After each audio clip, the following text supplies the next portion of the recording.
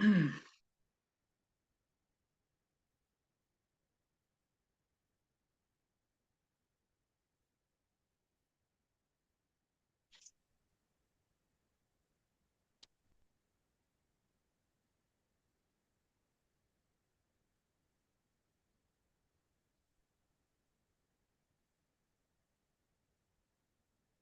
right, it's running.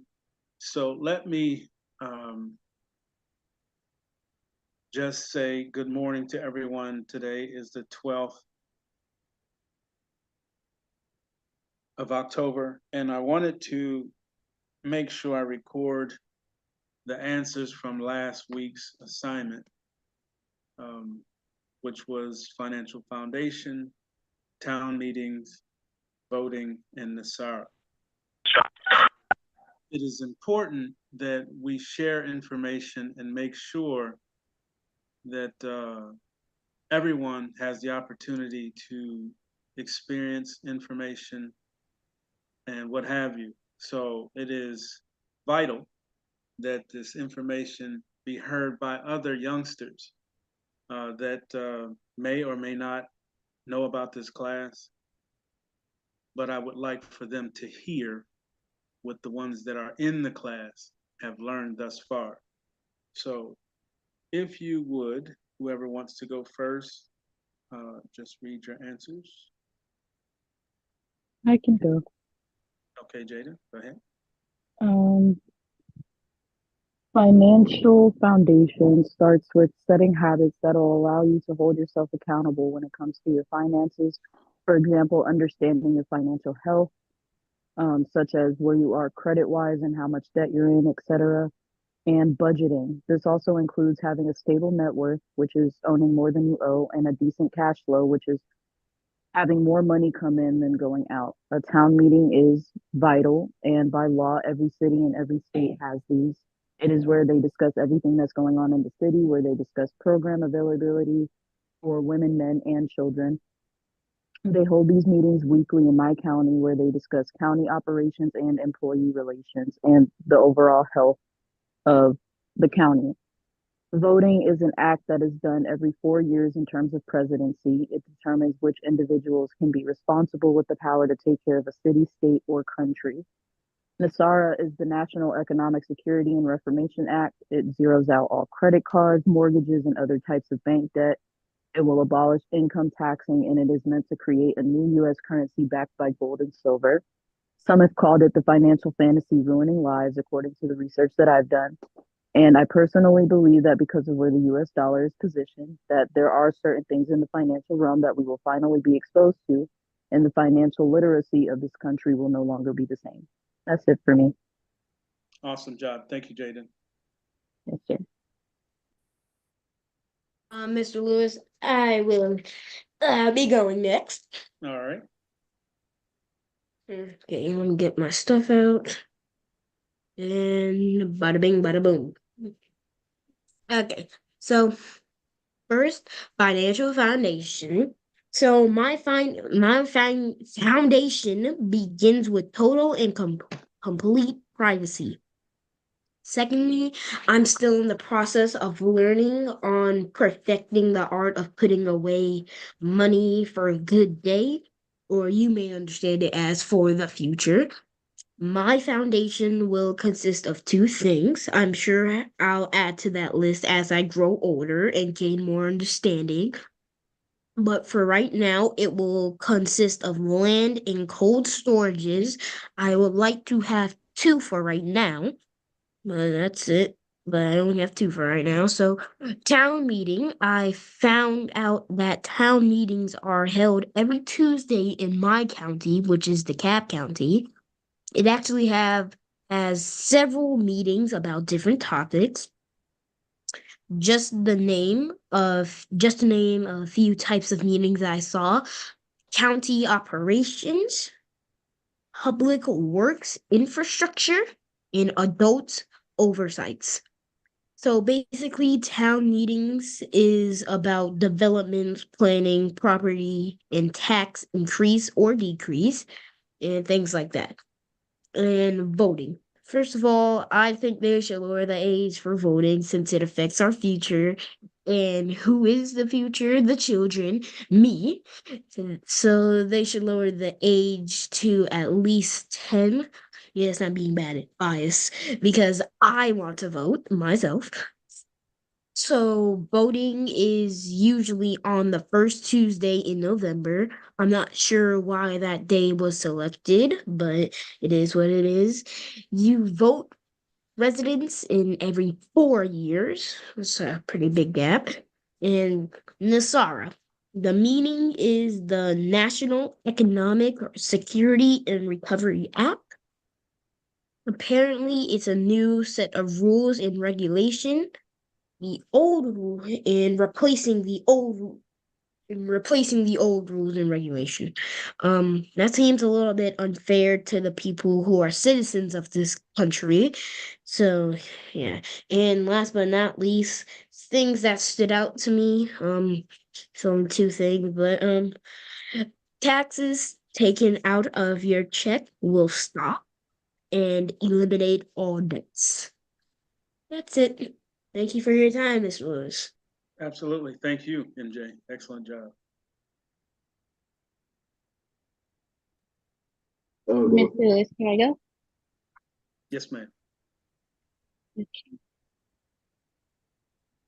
Financial foundation is the basic structure principles that a person or organization uses to manage money effectively. It includes budgeting, saving, investing, and making responsible financial decisions. Having a strong financial foundation helps build long-term security and wealth. A town meeting is a gathering where residents of a town come together to discuss and make decisions on local issues like budgeting and laws. This types of meetings allows community members to have a direct voice in their local government. It's a tradition in some parts of the United States, especially in New England. Voting is the process where people express their opinions or make decisions, usually in elections to choose leaders or pass laws. It is a key part of democratic systems, allowing citizens to participate in their government. By casting a vote, people contribute to shaping their future of their communities or countries. NASARA stands for National Economic Security and Recovery Act, a theory that suggests the U.S. government will overhaul the financial system to eliminate debt and distribute wealth. It's not an official law, but rather a topic of interest in conspiracy theories. It claims there will be reforms like ending income tax and canceling personal debt, though there's no evidence supporting its legitimate. Perfect. May I go next? Yes, please. Okay. Voting in America first started as the Great Democratic Experiment and allowed the white males who owned property to vote only. Then they passed the 14th Amendment, only allowing Black people to gain citizenship, not vote. But the 15th Amendment allowed them that right as well. Then they gave rights to women in the 19th Amendment, and all in all, voting is a system that allows them to vote for people's voices to be heard in political matters. NASARA is a proposal for suggested economic reforms proposed by Harvey Francis Bernard in the 1990s. The National Economic Security Recovery Act is also a conspiracy theory. The proposal will abolish interest on loans and replace income tax with a national tax, while returning U.S. currency to gold. The theory is that it wasn't proposed in front of Congress, but secretly passed by them and suppressed by George W. Bush after 9/11. The theory is also that all debt will be wiped out as a reset of the U.S. economy. Financial foundation to me is a foundation based off of financial literacy and knowledge applied going into adulthood. And town meeting is when the town gathers to discuss important town matters or even festivals. And that's it. Perfect. Thanks. So I would go next. Yes, sir. Financial foundations when you have more revenue coming in than out, so you can support your future financial goals. A town meeting is a meeting of town voters that votes on what happens or changes in their child. Voting. Voting is expressing your preferences for a specific party or course of action. And the SARA. The SARA is the National Economic Security and Recovery Act. And this will create a new currency and do away with the old US currency, since nothing is backing the old US currency.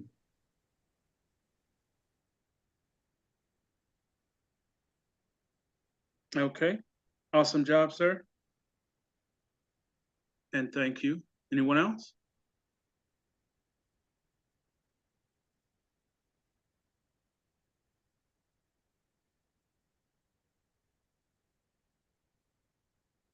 Okay, so I want to play this video and then I'm going to give you my thoughts on this assignment.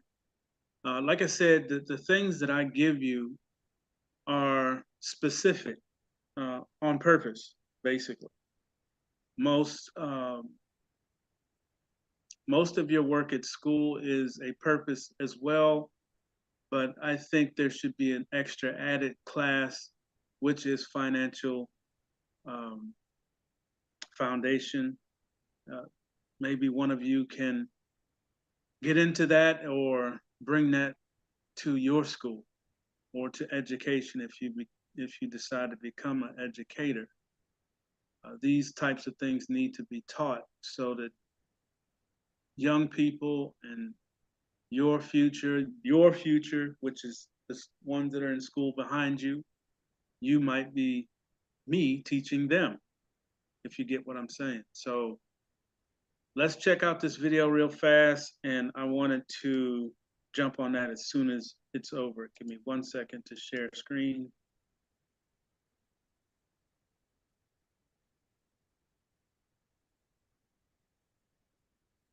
All right, that's there. So let's go ahead and.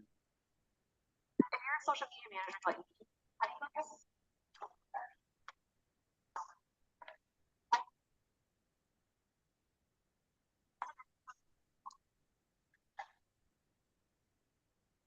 Hold on, I gotta get the sound right.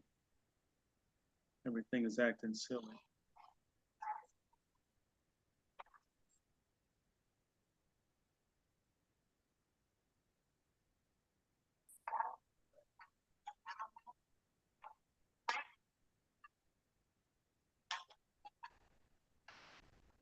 And through contract companies.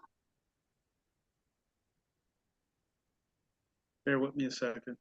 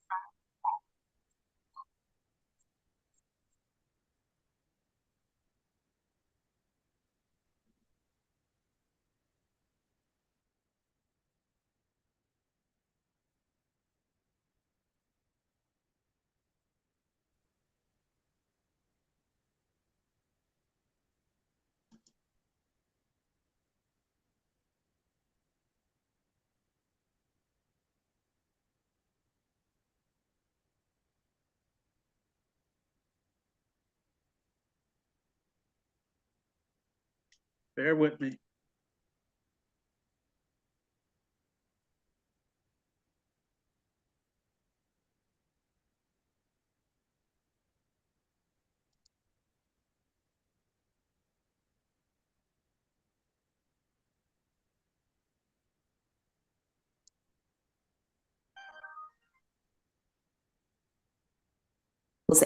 And your family and your relationship and your career and your social life can be exhausting if you've fallen behind on tracking.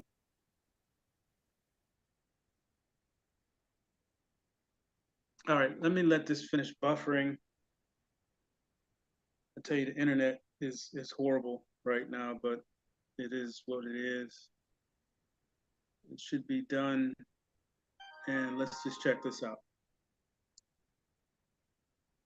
Let me know if you can hear him. Nisara just Can you guys hear him? Yes, we heard it. global Okay. I'll be quiet and let's take a listen. reset explained. Could all of the debt in the world really be forgiven in a giant global reset? I'm a former investment professional who used to advise portfolio managers at Merrill Lynch and Morgan Stanley. And today I'm going to explain how a theory that proposes to do just that would work in practice. The theory is called NESARA, or the National Economic Security and Recovery Act, and it really had two stages of its formation into what it is today. First, there was an original version proposed in the 1990s by a private citizen, Harvey Francis Barnard. The proposal was essentially a set of radical economic reforms that included replacing the income tax with a national sales tax, getting rid of compound interest on secured loans, and returning to the gold standard. He said that would result in 0% inflation, higher living standards, and a more stable economy. For close to a decade, he tried to get his proposal in front of Congress, but he didn't work for the government, and not many people took him seriously. So in the year 2000, he decided to use this new, powerful tool to get the word out, the internet. That's where we get into the second phase of how it morphed into what it is today. Once it hit the internet, people like Shani Goodwin, aka the Dove of Oneness, who was part of a cult called the Ramtha School of Enlightenment, claimed that it was secretly passed by Congress and then suppressed by the government. By the way, Congress is the government. So how anyone believed that is beyond me. But I digress. They also claimed that it was a proposal to forgive all debt rather than just changing the way interest is calculated. And some people also made up a global version called GESARA that would forgive all global debt rather than just in the US. There are all kinds of offshoots of this, like that all currencies would then trade one for one and so forth and so on. A lot of these have been the basis for investment scams, including one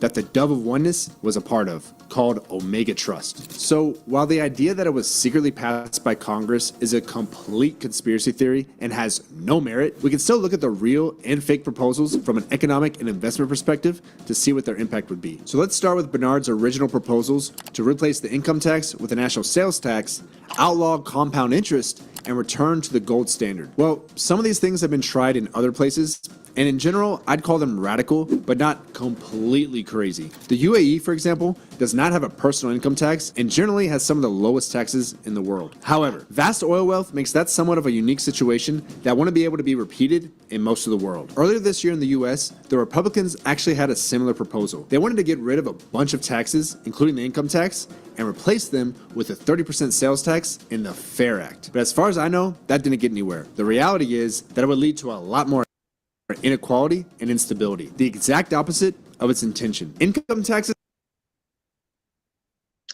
are progressive. The more you make, the higher percentage of your income you have to pay. Sure, there are flaws and loopholes, but directionally, that's how it works.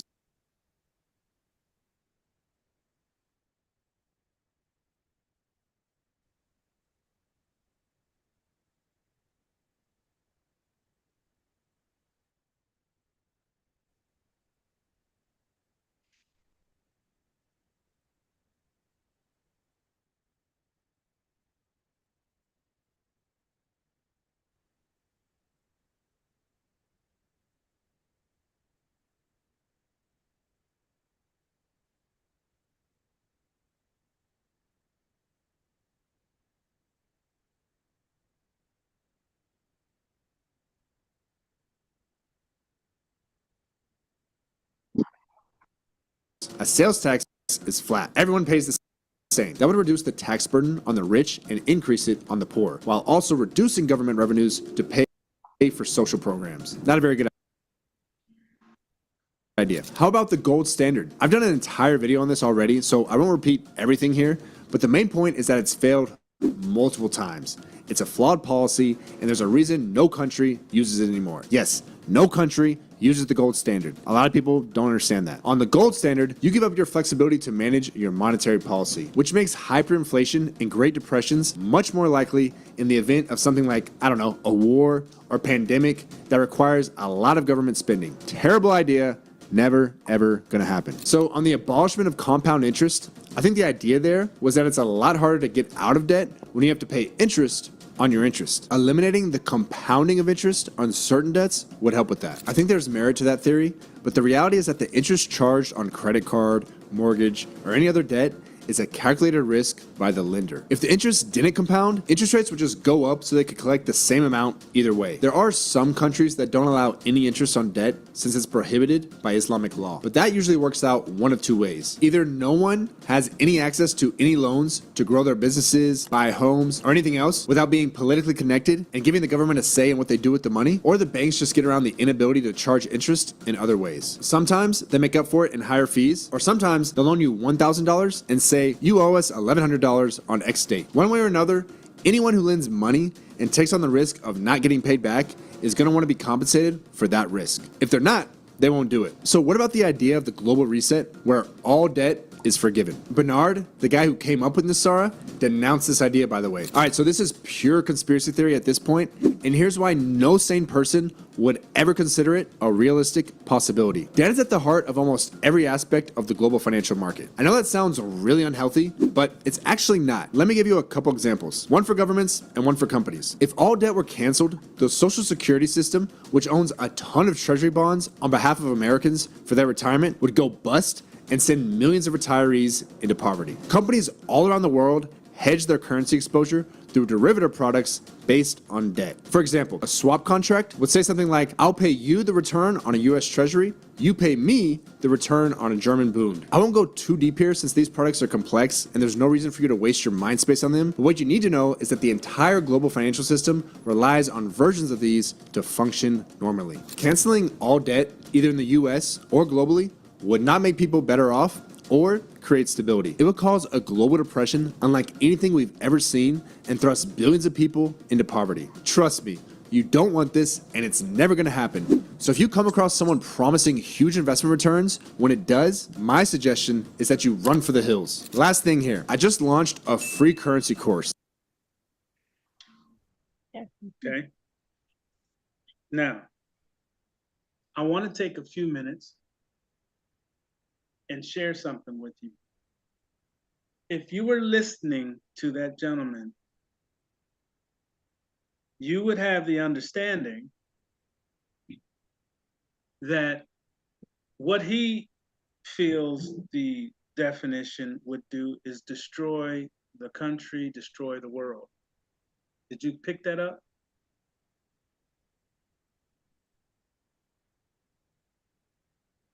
That's a question to you. Did you catch that?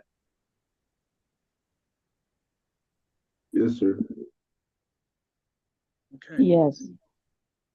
So his idea and what he is explaining that NESARA is a conspiracy theory and a bad idea because it is going to put us where we already are. So I played it for one reason, and that reason is to show you how they manipulate words, how they come in and try to plant an idea to not go there. Why would they do that? Simple, because where you are right now is a slave to them, to their whole ideology. Why do you think you're on a fractional banking system? A fraction of what it really is. Now let's talk about that for a quick second. Fractional banking is what those banks are. They tell you, watch this, they tell you you have a certain amount of money in your bank account, right? They make you think that that institution or that brick and mortar place that you walk in and hand your check over has all this money available to use and get and what have you. But at any given time, if you walk into that establishment and tell them you want $20,000 cash right now, what are they going to tell you? Oh, no, Mr. Lewis, no, we can't do that. You have to make an appointment. Okay, you have to make an appointment and then we will see if we can get that for you. listen to the words, make an appointment so they can make adjustments to bring 20,000 because they know you have it. Okay.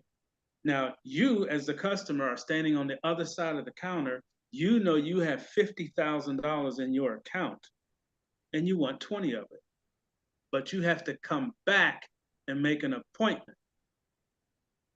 That's a fraction of what you have. They have to go get it. It's not there. It's not even in their account, but they make you think it is because you see digits on your phone when you go into your account, when you tap in, or if you go to the ATM machine, you see 50,000 on it. There's a reason why the ATM machine will only give you $500 or up to 1,000 if you go in and make that requirement, but you can only get it once a day. So they have limited you twice, once at the ATM machine and second at the counter. If you go in, you have to make an appointment. So they stopped you there and they stopped you at the ATM machine, right? Everybody catch that part.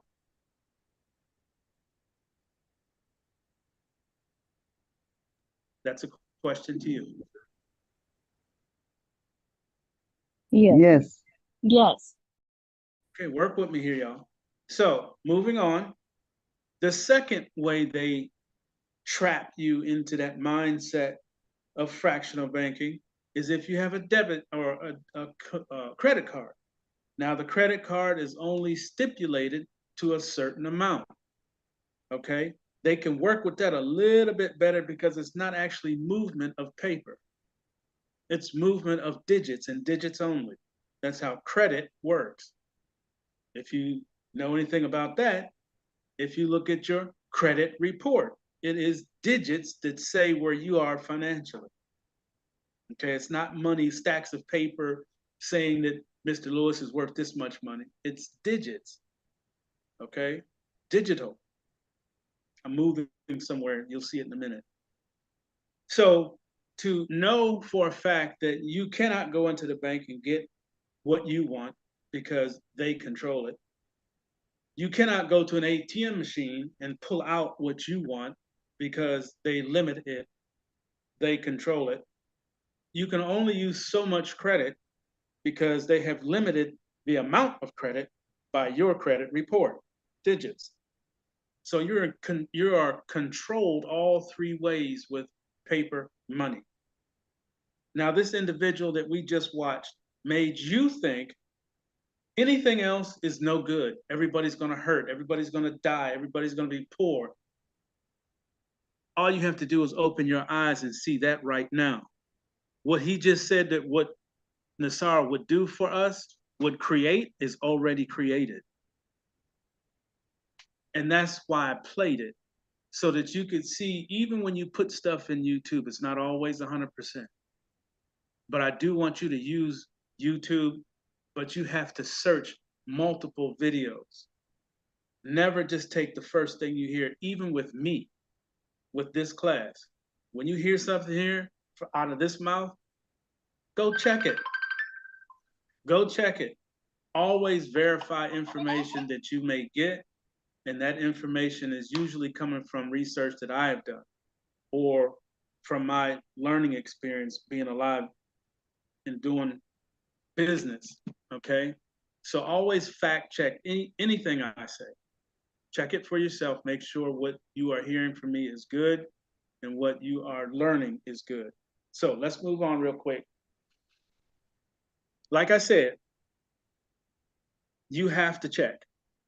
And all of what he said is halfway true and halfway not, because his point and his message was to leave it alone and stay under those three controls where you have no idea, no movement, no control of your own money. That's for the birds. That's for the birds. That is the old school. Now, I'm not going to correct the things that he said because we would be on here for another 2 hours. I'm passionate about this because, like I said, I was not given the opportunity to understand money at your age. So that's why I'm going through this, to make sure that you do. So let's go through the financial steps that was the assignments. Financial foundation is basically you understanding your money. The more foundation you have, the stronger your house is going to be. If you are one of those individuals that say, oh yeah, I know. Actually, you don't. Because if you did, you would be in a different situation. You would be basically helping your parents do better than they are if you already knew. But by you being young, by you being a new adult or teenager or preteen, you have the opportunity to receive a solid foundation so that the house that you build around you will be sturdy and long lasting. A financial foundation is something that you create. Okay? Do you want concrete? Do you want concrete and steel? Do you want concrete, steel, and rock in your foundation? Those are construction terms, but those terms mean the concrete, which is something you stand on. What do you want in your concrete? You want digital understanding. You want wallets, like MJ said, multiple wallets, not just one, but several different wallets, and know how they work. You want crypto debit cards so that you can use digital currency at will. Now, here's the special one. You want your own bank. That foolishness that he was just talking about is if you stay in a traditional bank where they control all of your finances. They tell you what you can get, when you can get it, and how much of it you can get. But it's all yours. Case in point, there was a lady in the bank, I think now midsummer, I was standing there. One of the farmers, there's a lot of farmers around here. And these farmers have bank accounts that would scare most people. 20, $21 million. You know, these are their normal accounts. Then they have the business accounts that are 50 and above. So these folks have money, okay? They may not be rolling around in Rolls Royces and all this, but they have money.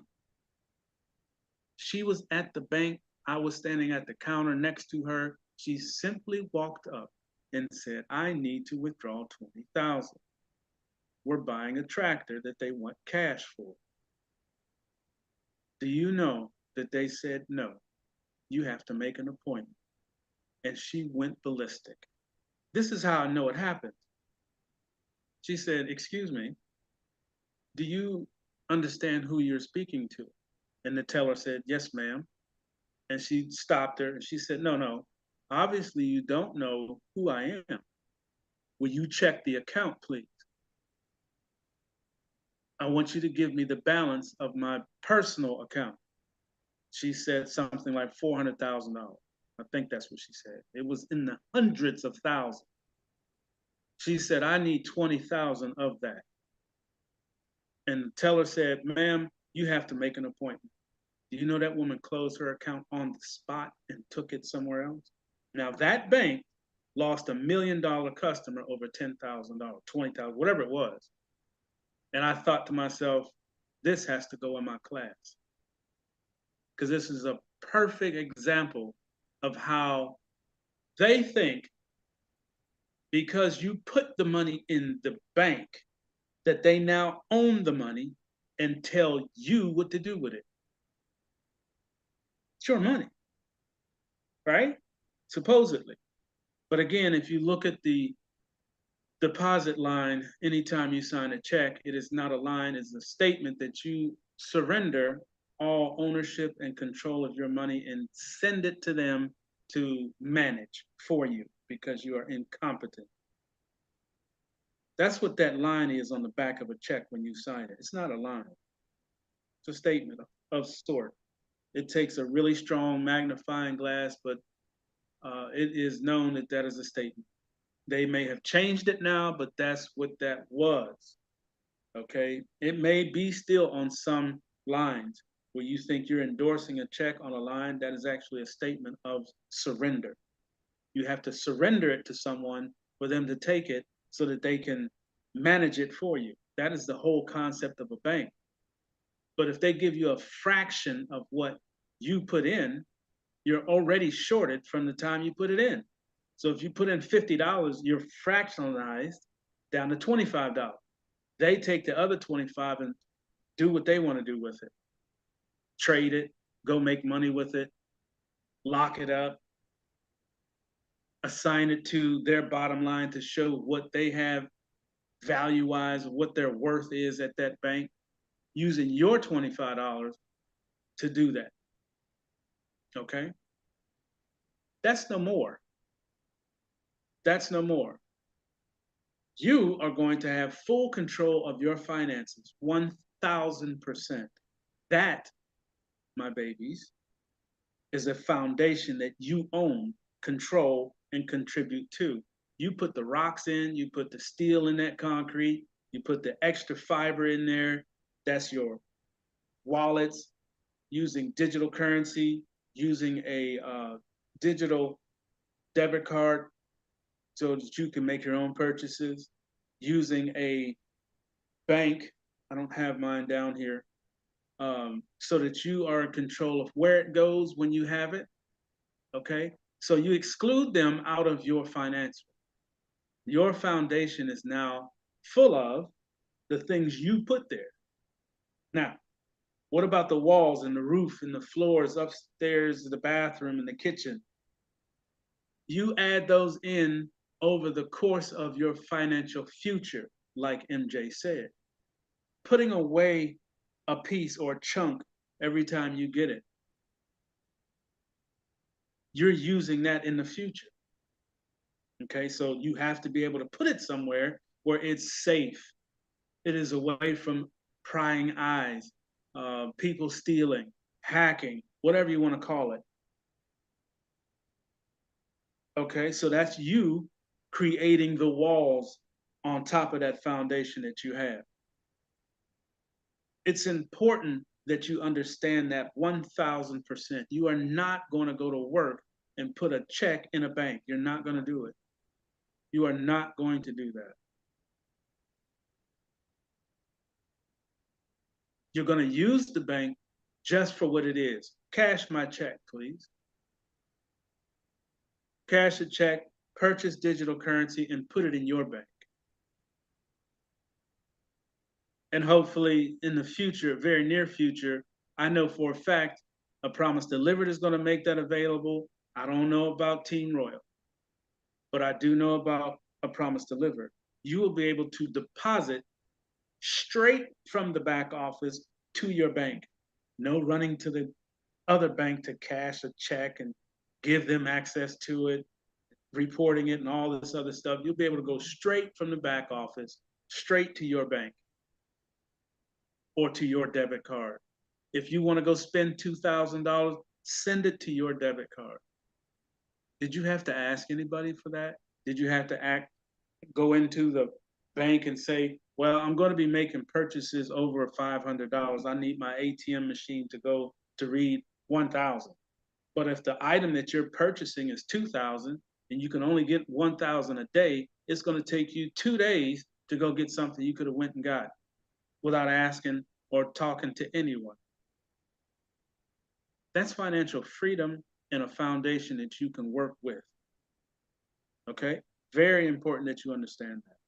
Next one, town meetings. I bet you a lot of adults just learned something from all of you today. Town meetings are vital. It is something your parents and their parents probably didn't go to, or if they did, they went to one, any special thing. You are supposed to be there every Tuesday. Show up and find out what these people are doing to you in your city. If you don't go, then you don't vote. If you don't go, then you don't know. You could be driving somewhere and cop pull you over with this, that, and the other. Well, the town has passed a law that you can't do this or that. or the town says you go to dig up your front yard, you want to put in a new tree. The town said you can't dig up your yard. What? Since when? Since June 5th, whatever Tuesday. They had a town meeting, said you can't dig up your front yard. And you get a fine and have to throw the tree away that you bought because you didn't go to the meeting. Get to these town and city hall meetings.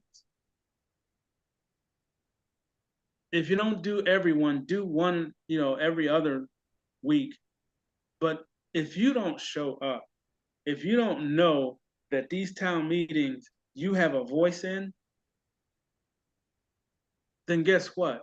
You are missing the point. And just like MJ said, I agree with him. The voting age should be 10.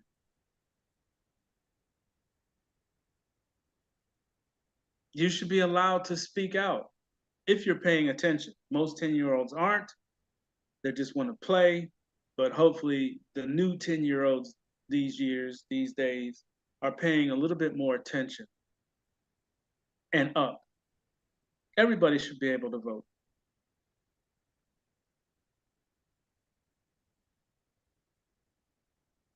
Voting is an exercise that gives you the opportunity to speak again at a bigger town meeting. That's all it is, really, a town meeting with a voting podium.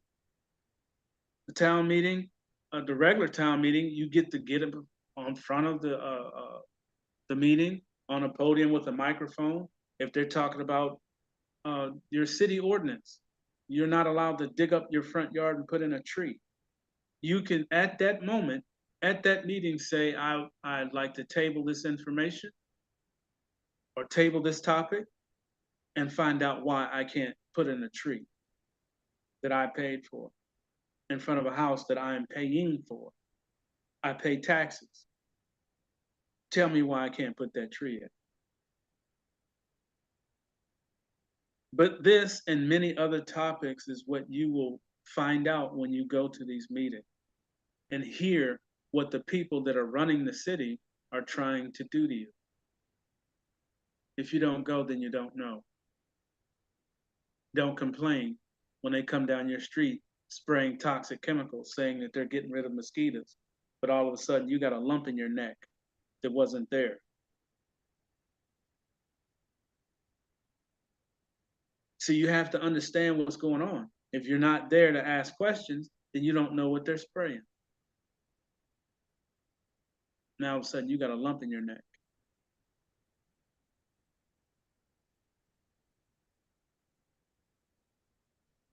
Voters are voting. Again, I've already touched on that one. It's important that you know what you're voting for, or the candidate, or the policies to which they are trying to present to rule over you. Remember, the whole voting thing is you giving your opinion on who has the better policy. Forget about the personal stuff. And that's where we are now. It's a clown show, if you ask me. It's a complete clown show of what it's supposed to be. Voting is your ability to speak out and make it known how you feel about a certain individual and their policies.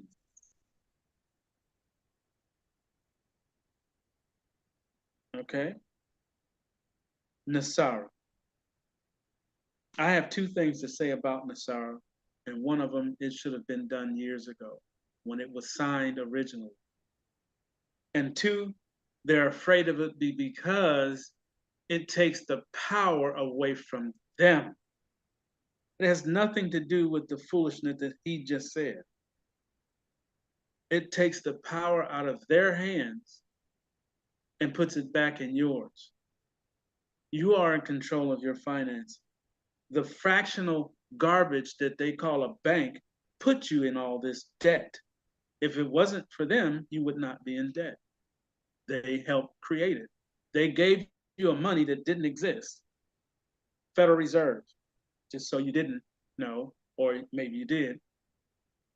When a bank gets money, to supposedly loan it to you, they go to the Federal Reserve, which is an outside entity. It doesn't even belong to the United States. It's a foreign entity in our country telling us what we have to use. Now, I want you to think about that for a second.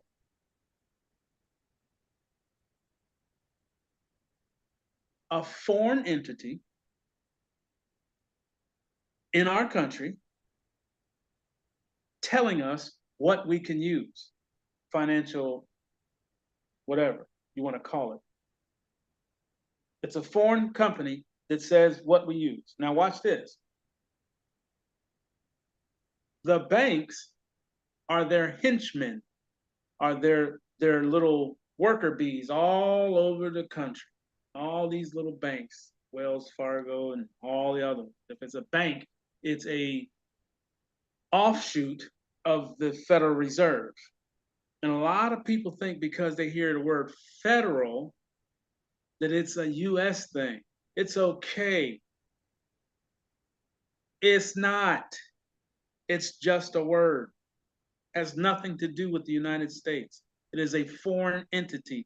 We can't even walk inside of that building and say, we'd like to do an audit like they do you when you certain whatever. If you're not paying taxes or you get into a situation, they come into your life with their books and briefcases, sit down and tell you, oh, well, you didn't pay this, you didn't do this, that, and the other. We're checking you, we're checking all your money, where you've been putting it, what you spend, and all that, right? That's called an audit. They're checking you on your money. We, the people and the ones that run things, are not allowed in the building of the Federal Reserve. You are not allowed to go in it to do a audit. How much money? Where was it sent? This, that, and the other. Did you pay taxes on it? Not allowed in the building. Now, this same building talks to the bank, right? Or the bank calls them and say, Federal Reserve, this is Wells Fargo 5538. Why do you think they have numbers like that? It's an ID number for the Federal Reserve. It's an ID. Okay, that's one of ours. What do you need? Well, we're going into this and we need an extra 300,000 or 300 million, or let's just keep it small numbers, 300,000. So they say, yes, we need 300,000 to do this, that, and the other. The Federal Reserve says, okay, Wells Fargo 538, done. You have 300,000. They'll click two buttons, click, click. On the other end, Wells Fargo, their bottom line, boop, 300,000. Where did it come from?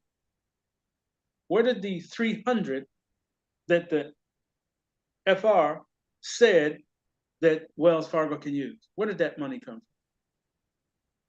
Thin air. Thin air, just a out of the breath, and 2 clicks, they now have 300,000. Came from nowhere. Now, here's the part. Pay close attention to what I'm getting ready to tell you. Here's the part. That 300,000 now becomes a car loan. It becomes a down payment on a house. It becomes a RV loan, you know, like a camper.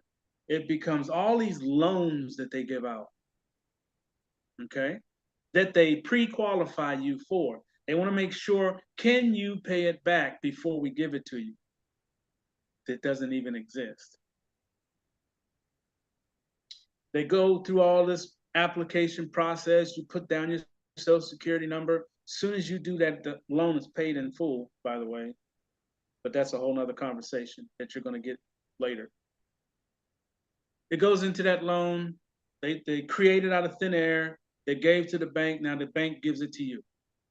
Now, when it comes down to you, all the way from the top, FR, the bank, now you have what's known as interest on the loan.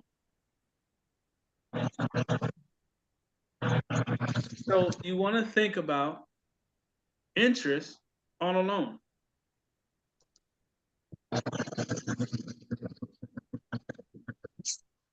How would you have interest on a loan that never existed?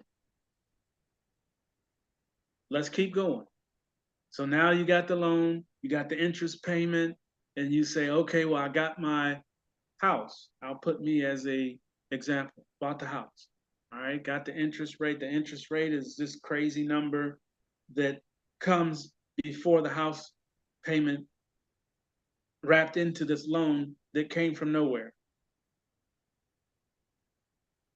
Okay, so now I am making a interest payment on the loan amount, not a loan payment, an interest payment.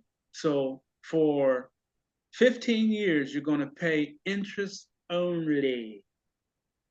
Nothing on the loan itself, interest only. So that's money off the top of what they gave you.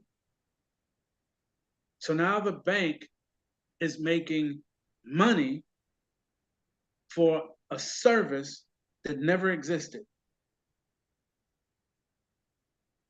Okay, so once they've done that, now you're making all these payments, sending money in, thinking you're paying the house note. The house note is not moving.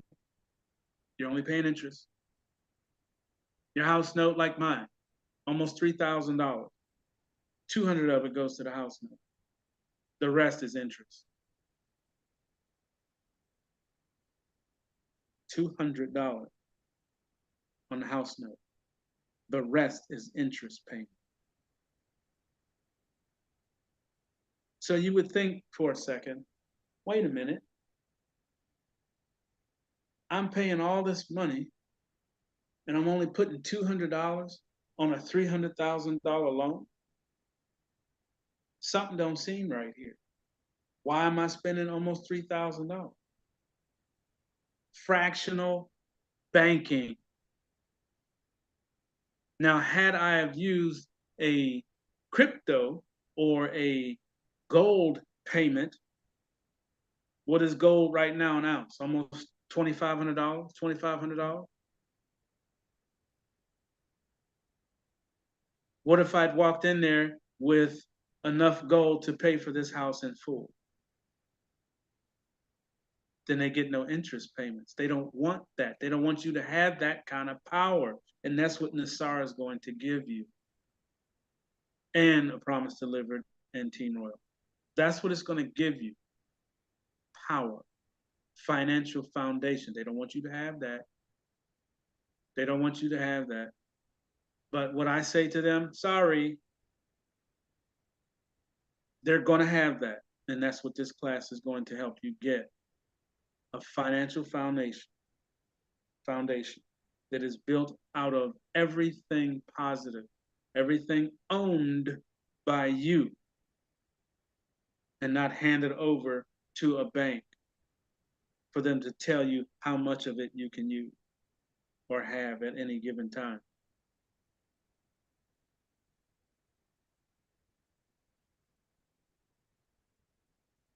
Knowing where your money is and where you put it makes all the difference. Having the ability to put it in your own institution gives you the financial freedom to use it when you need to, not have to ask for it when it's yours in the first place, not have to make an appointment for it to go talk to them when you can use it, when it's yours in the first place.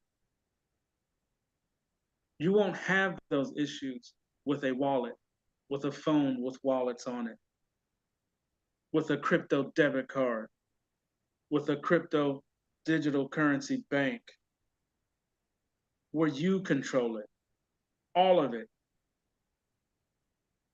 And that's what this class is about. Now, they can be mad, they can do whatever they want to do, but as far as I'm concerned, financial literacy is having a fair playing ground so that you can do the things that you need to do and not have to ask somebody. as long as it's legal and ethical, of course. But I want to step on something real quick on this voting. A lot of people take it for granted, and a lot of people, us, for instance, use the wrong mindset toward it. We were ingrained and forced to be a certain party from Jump Street, from Go. That party could care less about you. It has nothing to do with being Black. But unfortunately, a lot of people, hold on to a word, and that's democratic.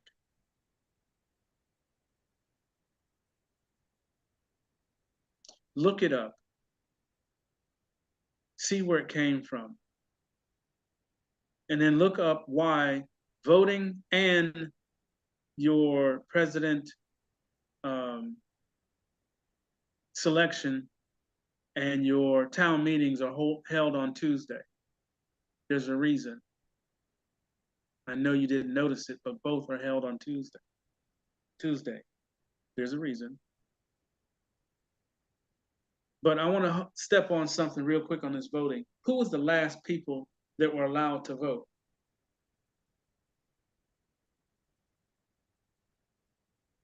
The woman. The last. Why is that?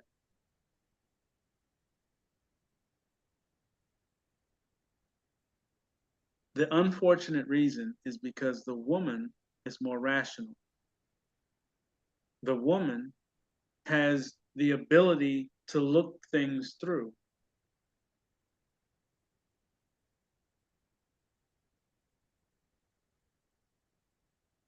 The woman is going to ask questions.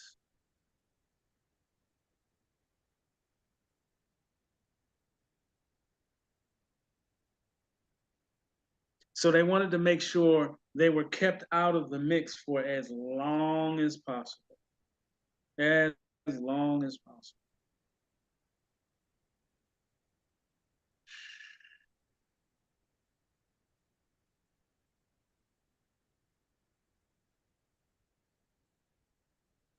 Take the time to understand where we come from. Make sure that those 4 things are implanted in your brain. Wallet, digital and crypto wallet. Cell phone holds both digital and crypto wallets and banks on the phone. Crypto debit card.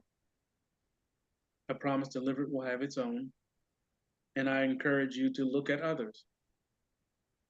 Why do we need a crypto debit card? So you can go buy the things you want when you want to and not have to worry about some credit or some bank that says well, you can only spend so much. And number 4, your own bank, so you stay out of theirs. Get your own bank. You're going digital and crypto anyway. That's the future.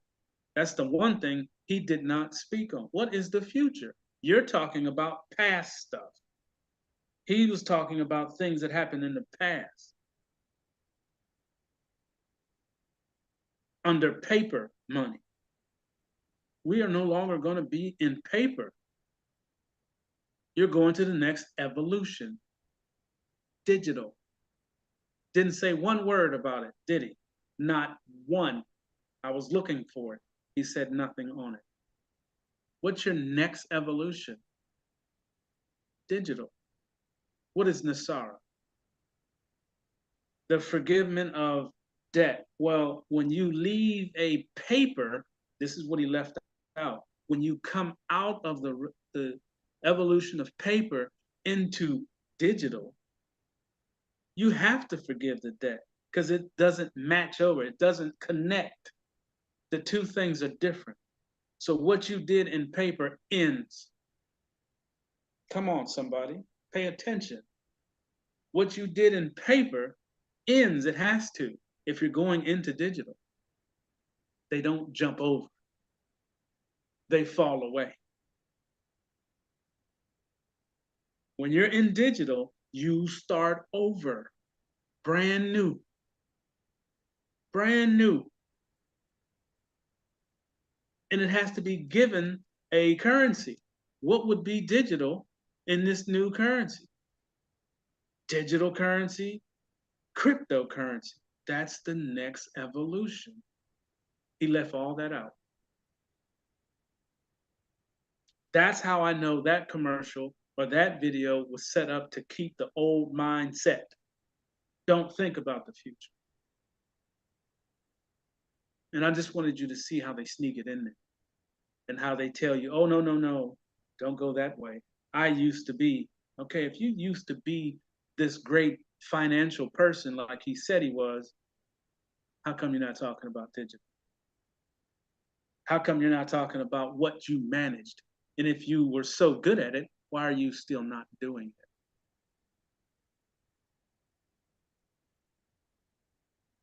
So you have to pay attention when people talk.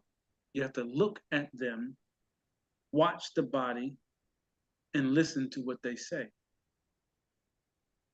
If he was this great financial advisor for some of the largest companies in paper, why would you not do that from your office? And right after he got done talking, let me sell you something. You noticed that, right? He wanted to sell something at the end of the pitch because the pitch was to keep you in the dark mindset, not moving forward. Let me give you some more reinforcement why you shouldn't think forward. I'm going to sell you ignorance, and some people will buy it. Not here. Not ever. Not for my future. You. All right. I think I have screamed enough on my little soapbox for this afternoon. I want to thank all of you for coming. Of course, always, always, always know that you are the future. So the decisions you make are permanent, unfortunately. If you decide to go in the left or go, do things that are involved with paper, then you are hindering not only yourself, but us. I'm looking forward to seeing some of you in a very, very solid, permanent foundation because you got a little bit of a nudge. Okay, so you can open up. Good afternoon. Thank you so much. No homework for next week. Take it easy. Good afternoon, Mr. Lewis. Thank you.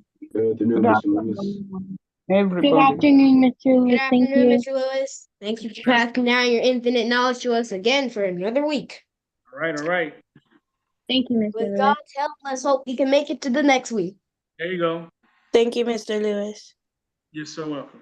Thank you. Absolutely. You young people were absolutely amazing. Congratulations. Absolutely. I agree. As always, awesome. I agree. I agree. This is wonderful information. I'm not a kid, but I think I'm going to join every Saturday. It was good stuff. And they were so well behaved. I appreciated how they came on the call. They said, good afternoon, Mr. Lewis, and they just read their reports and, oh my goodness. Great. Very, very, very good. I'll be back next week. That's awesome. Thank you. Good afternoon, Mr. Lewis, and as always, thank you. Can I say I wish I knew all of those things that you were saying today? Well, you do now. I do now. Thank you again so much, as always. You're welcome. Mr. Lewis, good afternoon. I have a quick question before you go. I'm not sure if I could ask this question, but I'm going to say it in a way. You're still recording? Yes, you are. Yes, let me